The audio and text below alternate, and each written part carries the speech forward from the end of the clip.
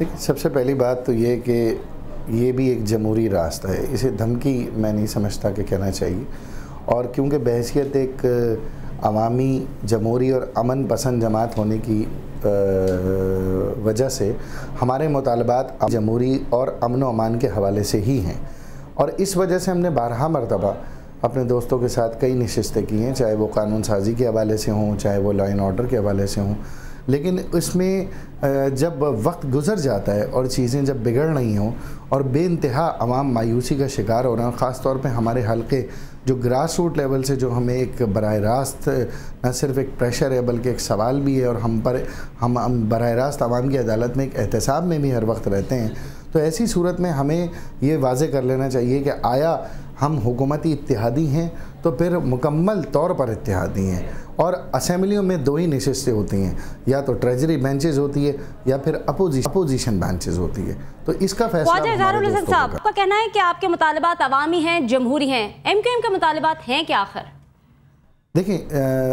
تمام عوامی نوعیت کے مطالبات ہیں، جس میں سب سے پہلے کراچی کا بدترین لا اینڈ آرڈر ہے، اور اس کے ساتھ ساتھ بھتہ خوری ہے، یعنی کسی بھی سطح پر آپ تمام چینلز روزانہ یہ بات دکھاتے ہیں کہ لا اینڈ آرڈر کی صورتحال دن بدن بگڑتی چلی جا رہی ہے، فرقہ واریت ہو، چاہے گینگ وار کے حوالے سے ہو، اور بھتہ خوری ہو، تاجر برادری، اب ایسا لگتا ہے کہ سسٹم میں کوئی دلچسپی یا اس خبر کے اوپر کوئی دلچسپی لینا نہیں چاہتا۔ ہم نے جمہوری طور پر تاجر برادری کے ساتھ ایوانوں سے واک آؤٹ تک کیا تاکہ اس کے اوپر سنجیدگی سے اس کے اوپر جو ہے نا غور کیا جائے، اور دوسرا جو ہے وہ جمہوری نظام، یعنی third tier of the government, یقیناً لوکل گورنمنٹ عوام کے تمام منتخب نمائندوں کے ساتھ جب ہم نے ایک چیز طے کر لی اور اسمبلی کی اکثریت نے، جس میں دونوں سندھ میں مینڈیٹ رکھنے والی پولیٹیکل پارٹیز کی اکثریت نے قانون سازی کر لی، تو اس کے نفاذ میں اتنا تعطل کیوں، اتنا انتظار کیوں، چیزوں کس بات کا انتظار ہے کہ یہ نظام ابھی تک جو ہے نا گراس روٹ لیول پر منتقل کیوں نہیں ہو پا رہا ہے؟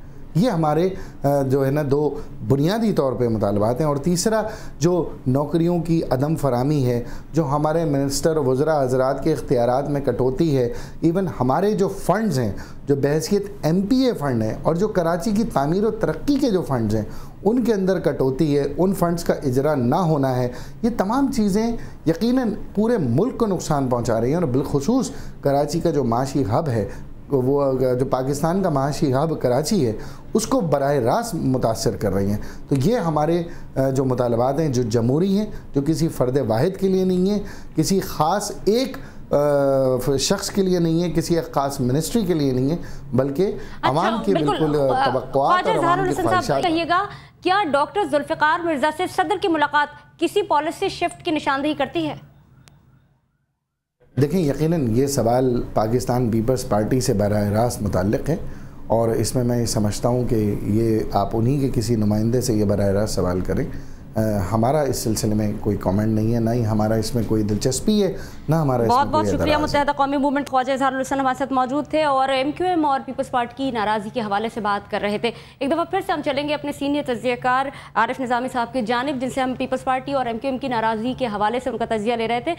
کہیے گا عارف نظامی صاحب، کیا Peoples Party M Q M سے جدائی برداشت کرنے کی پوزیشن میں ہے؟ دیکھیے، اب پیپلز پارٹی کے لیے مسئلہ جو ہے وہ ایک تو یہ کانسپریسی تھیوری تو یہ ہے کہ یہ سارا کچھ پیپلز پارٹی نے، مثلا پی ایم ایل کیو نے ریزائن کیا ہوا ہے، پی ایم ایل فنکشنل نے کیا ہوا ہے، اے این پی سخت ناراض ہے، ریزائن تو کیا ہوا ہے لیکن انہوں نے یہ نہیں کیا کہ انہوں نے کو اپنے نشستیں چھوڑی ہوں۔ اس ضمن میں یہ کہتے ہیں کہ احتجاج جو ہے یہ ایم کیو ایم کو دکھانے کے لیے، ایم کیو ایم سمجھ رہی ہے کہ پیپلز پارٹی مخلص نہیں ہے اس معاملے میں۔ اب اس سارے تناظر میں دیکھا جائے تو ایم کیو ایم جو ہے وہ ناگزیر تو ہے پیپلز پارٹی کے لیے، لیکن اب کیونکہ انتخابات قریب ہیں تو وہ اگر ایم کیو ایم خیر آباد کہتی ہے حکومت کو تو پھر پی پی پی کا زیادہ انحصار جو ہے پی ایم ایل کیو پر ہو جائے گا، اور اس صورت میں ان کی جو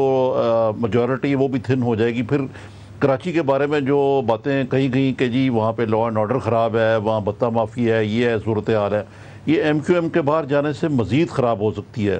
تو پیپلز پارٹی کے لیے ایم کیو ایم کو ساتھ لے کے چلنا بھی ضروری ہے، لیکن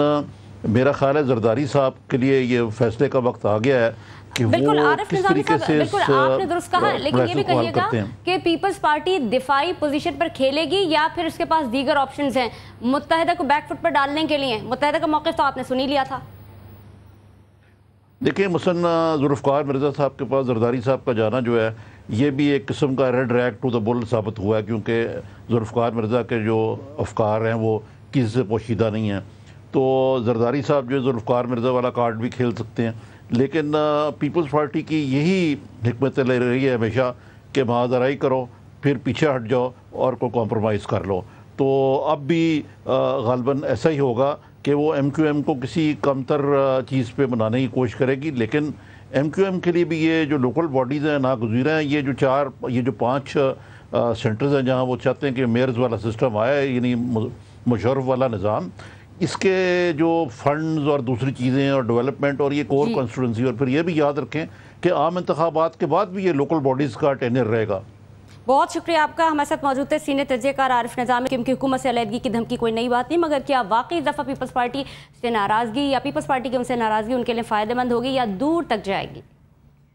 یا آپ کو ایک اہم خبر دیں کہ کراچی کے علاقے پان منڈی پر کار پر فائرنگ سے 3 افراد جاں بحق ہو گئے ہیں. کراچی کا علاقہ پان منڈی بتایا جا رہا ہے جہاں پر نامعلوم موٹر سائیکل سواروں نے ایک کار پر فائرنگ کر دی، جس کے نتیجے میں 3 افراد جاں بحق ہو گئے ہیں. اس کی مزید کیا تفصیلات ہیں جانیں گے اپنے نمائندے طاہا عبیدی سے. جی طاہا، کیا شناخت ہو پائی ہے ان کی؟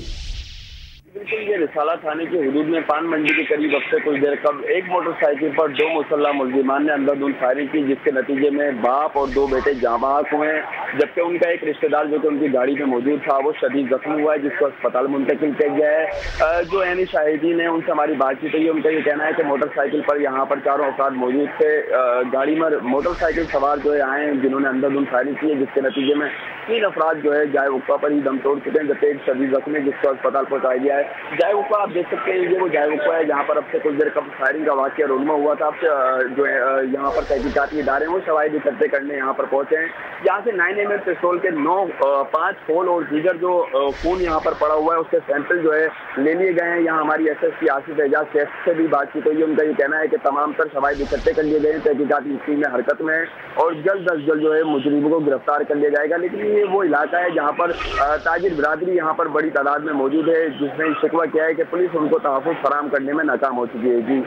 بہت شکریہ. طاہا عبیدی اپڈیٹ کر رہے تھے. پان منڈی کراچی کا علاقہ بتایا جا رہا ہے، اولڈ سٹی ایریا میں واقع پان منڈی، جہاں پر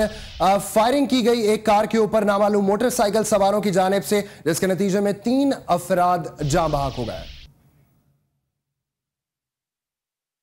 اور ناظرین اب نیوز آر ایٹ 9 میں وقت ایک مختصر سے وقفے کا. بریک کی دوسری جانب بہت کچھ، ہمارے ساتھ رہیے گا.